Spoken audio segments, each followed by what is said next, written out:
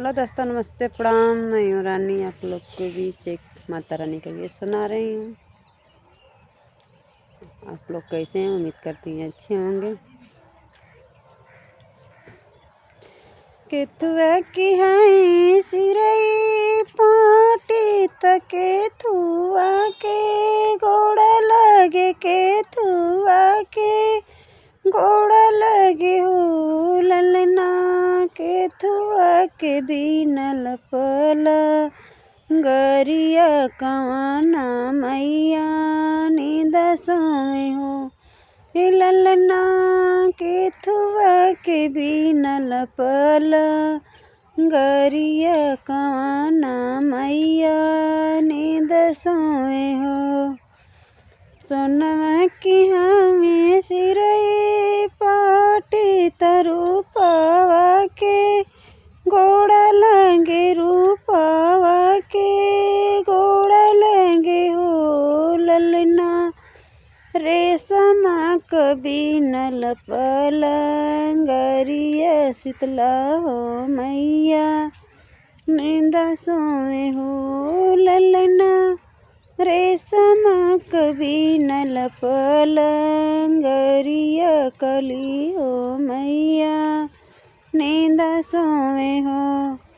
केथुआ के हमें सिरई पाटी तके थुआ के गोड़ा लगे, केथुआ के गोड़ा लगे हो ललना, केथुआ के बीनल पलंगरिया कवाना मैया नींद सोए हो ललना, केथुआ के बीनल पलंगरिया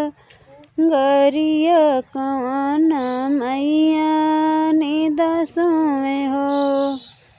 सोनवा की हमें सिरई पाटी तरु पावा के गोड़ा लगे रूपावा के गोड़ा लगे हो ललना, रेशमा कबीनल पलंगरिया दुर्गा हो मैया नींद सोए हो ललना, रेशमा कबीनल पलंगरिया शीतला हो मैया नींद सोए हो।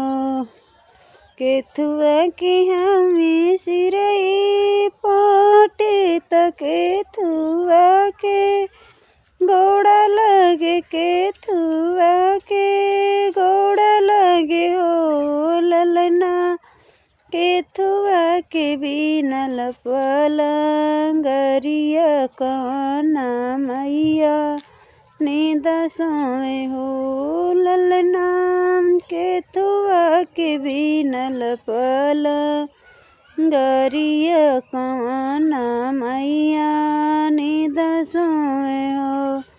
सोनमा की हमें सिरई पाटी तरु पावा के गोड़ा लगे रूपावा के गोड़ा लगे हो ललना, रेशमा कबीनल पलंगरिया विन्याचल मैया नींद सोए हो ललना, रेशमा कबीनल पलंगरिया